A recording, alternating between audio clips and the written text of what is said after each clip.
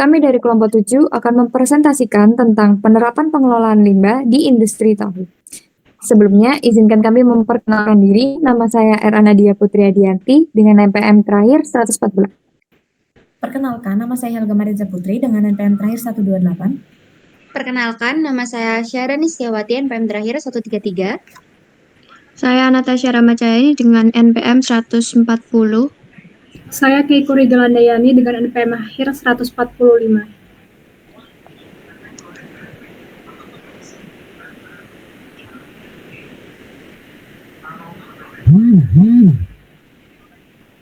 Selanjutnya ada latar belakang.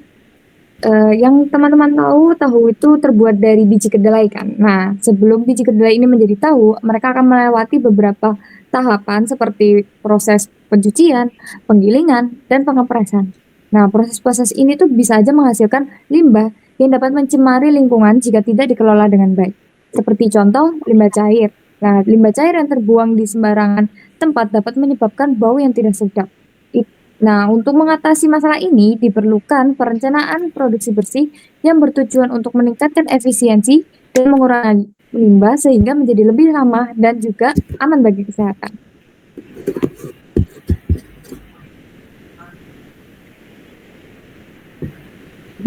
Selanjutnya ada tahapan produksi tahu secara umum. Yang pertama itu ada perendaman. Nah, sebelum menjadi direndam, ada kalanya bahan baku yaitu biji kedelai itu dibersihkan terlebih dahulu, dicuci, lalu dimasukkan ke proses perendaman di mana biji kedelai ini direndam di air agar lebih mudah untuk melepaskan kulitnya dan juga mempermudah bijinya untuk pecah di saat proses penggilingan. Ketika di proses penggilingan, nantinya akan menjadi bubur kedelai yang selanjutnya akan dimasak sehingga matang.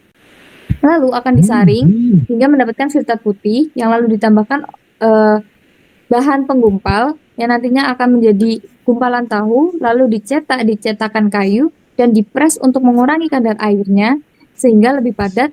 Ketika sudah padat akan dipotong untuk menyesuaikan ukuran yang dibutuhkan, lalu dikemas dan bisa diedarkan di pasaran. Next. Oke, untuk selanjutnya ada neraca massa limbah hasil produksi tahu. Di sini kita bisa lihat yang awal itu ada input yaitu kedelai 58 kg, kemudian ada input juga air 286 kg.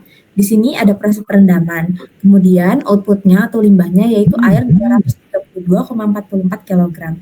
Kemudian masuk ke penggilingan, di sini ada 67,99 input. Kemudian pada proses penggilingan tidak ada limbah karena di sini air dan biji kedelai dicampur menjadi satu. Kemudian ada proses pemasakan, dimasak selama 100 derajat Celcius selama 30-45 menit. Di sini ada input air sebesar 884 kg dan uap air sebesar 17,08 kg. Lanjut ke proses penyaringan, di sini tahu disaring. Kemudian inputnya ada air 950,47 kg dan limbahnya ada ampas tahu seberat 240 kg. Masuk ke penggumpalan, di sini kita memakai larutan penggumpal 801,7 kg dan menghasilkan limbah cair sebesar 1463,39. Masuk ke proses pencetakan, di sini tidak ada input karena sudah termasak semua dan pada proses penggumpalan sudah terbentuk tahunya. Di sini untuk proses pencetakan kita hanya mencetak dan mengepres untuk mengurangi airnya. Di sini ada limbah cair 828,49 kg. Lanjut ke proses pemotongan. Setelah proses pemotongan, tahu siap dipasarkan sebesar 267,79 kg. Kemudian ada proses perendaman dan selesai yaitu pemasaran. Lanjut ke identifikasi karakteristik limbah. Di sini karakteristik limbah tahu ada 3 parameter. Yang pertama ada TSS, BOD, dan COD. TSS yaitu Total Suspended Solid merupakan padatan yang tersuspensi yang tidak dapat diurai dalam air dan tidak dapat larut dan sifatnya itu mengapung di permukaan air. Zat tersuspensi erat hubungannya dengan derajat kekeruhan air. Kemudian ada BOD yaitu Biological Oxygen Demand.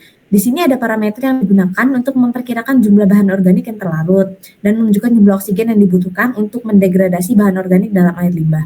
Kemudian yang terakhir ada COD, yaitu Chemical Oxygen Demand. Di sini adalah kebutuhan oksigen yang dibutuhkan dalam mengoksidasi bahan limbah di dalam air melalui proses reaksi kimia. Next.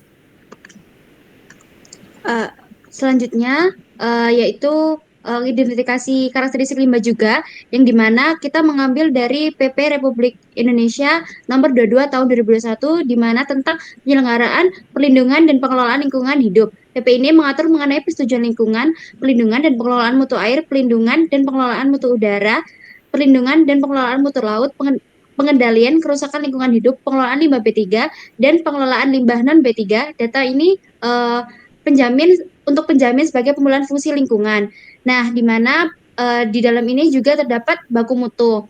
Nah, baku mutu yang dihasilkan dari limbah cair ini itu melebihi baku mutu yang ditetapkan. Di mana jika limbah cair ini dibuang langsung ke lingkungan tanpa adanya proses terlebih dahulu, maka tidak menutup kemungkinan terjadinya kerusakan pada lingkungan. Maka dari itu diperlukan pengelolaan lebih lanjut untuk menurunkan kadar limbah cair tersebut.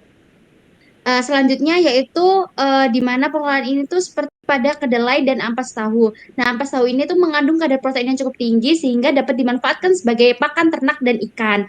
Nah, namun jika kadar terlalu tinggi itu tidak menutup kemungkinan juga tidak bisa dihasilkan kembali, di mana untuk itu yaitu dilakukan pengeringan. Nah, itu tuh pengeringan tersebut itu mengakibatkan berkurangnya asam lemak bebas dan di mana itu mengurangi dampak-dampak yang terjadi. Lalu ada studi kasus pencemaran limbah industri tahu, di mana kita mengambil 3 berita. Yang pertama bersumber dari liputan6.com, yang kedua dari sumber Kompas TV, yang ketiga dari sumber Muda News. Nah, ketiga berita ini tuh sama-sama menjelaskan mengenai pencemaran limbah pabrik tahu ke lingkungan yang tidak dikelola terlebih dahulu dan berakibat mencemari lingkungan dan menyebabkan penyakit kepada masyarakat. Nah, di dalam peraturan undang-undang ada Undang-Undang Nomor 32 Tahun 2009 yang dimana undang-undang tersebut itu mengatur mengenai perlindungan dan pengolahan lingkungan hidup, termasuk pembuangan limbah industri. Next. Nah, lalu ada penerapan produksi bersih pada industri tahu. Kita menggunakan dua. Yang pertama good housekeeping, di mana good housekeeping itu bisa dilakukan dengan efisiensi sumber daya bahan baku, sumber daya manusia, dan melakukan standar operasional prosedur.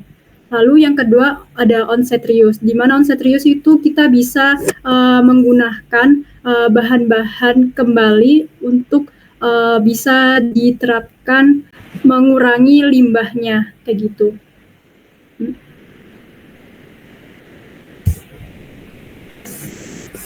Selanjutnya ada penerapan teknologi pada produksi tahu untuk mengurangi pencemaran limbah tahu.